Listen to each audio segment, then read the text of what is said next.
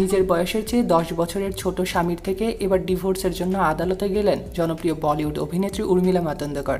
বলিউডে এক সময়ের জনপ্রিয় অভিনেত্রী উর্মিলা মাতোন্ডকর অনেক দিন থেকেই ধরাছোঁয়ার বাইরে রয়েছেন এই বলিউড ডিভা। বিনোদন অঙ্গনেও নেই তার কোনো বিচরণ।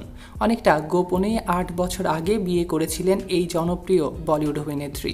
তবে সেই সংসার চলছে ভাঙনের সুর। হিন্দুস্তান টাইমস বলছে 10 বছরের ছোট স্বামী মহসিন আখতার মীরের সঙ্গে ডিভোর্স চেয়ে মামলা করেছেন ইতিমধ্যে অভিনেত্রী উর্মিলা মাতোন্ডকর।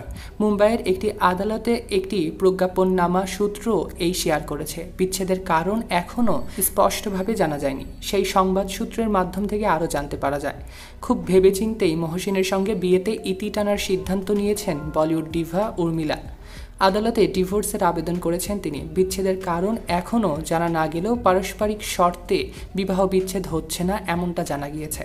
2014 সালে ডিজাইনার মানিশ মালহোত্রার ভাইজির বিয়েতে কাশ্মীরি ব্যবসায়ী এবং মডেল মহসিনের সঙ্গে উর্মিলার পরিচয় হয়েছিল প্রথমবারের মতো।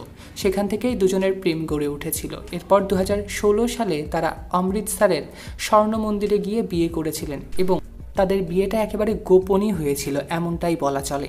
কিন্তু পরবর্তীতে সেই ছবিগুলো নিজের সোশ্যাল মিডিয়া হ্যান্ডেলে শেয়ার করে সকলকে শুভেচ্ছা জানানোর জন্য বলেছিলেন অভিনেত্রী উর্মিলা মাতোন্ডকর। তারপরেই তার বিয়ের খবরটি প্রকাশ্যে এসেছিলেন। শুধু মুসলিম পাত্রকে বিয়ের জন্য নয়, বয়সের ফারাক নিয়েও কম কটাক্ষ শুনতে হয়নি উর্মিলাকে সে সময়টাতে।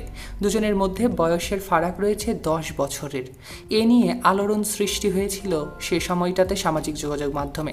তবে প্রকাশ্যে সবসময় নিজেদের সুখী দম্পতি হিসেবেই তুলে ধরেছেন জনপ্রিয় অভিনেত্রী উর্মিলা মাতোন্ডকর এবং মহসিন। হিন্দু মুসলিম বিয়ে যে টিকে না, এই অভিনেত্রী থেকে আবারও প্রমাণিত হলো এমনটা অনেকেই বলছে। আবার অনেকে বিচ্ছেদের খবর শুনে আবেগপ্রবণ হয়ে দুঃখও প্রকাশ করেছেন। অনেকে আবার মহসিনকে শুভকামনাও জানিয়েছেন আগামী জীবনের জন্য। উর্মিলা বলিউডে একটা সময় আলোড়ন তুলেছিল তার নাচ দিয়ে। তবে রঙ্গিলা খ্যাত এই অভিনেত্রী প্রথম সারিতে খুব একটা পৌঁছাতে পারেনি। তিনি রাজনীতিতেও আসার চেষ্টা করেছিল। 2019 সালে ভারতীয় কংগ্রেসের টিকিটে লোকসভা নির্বাচনে প্রার্থীও হয়েছিলেন মুম্বাই থেকে।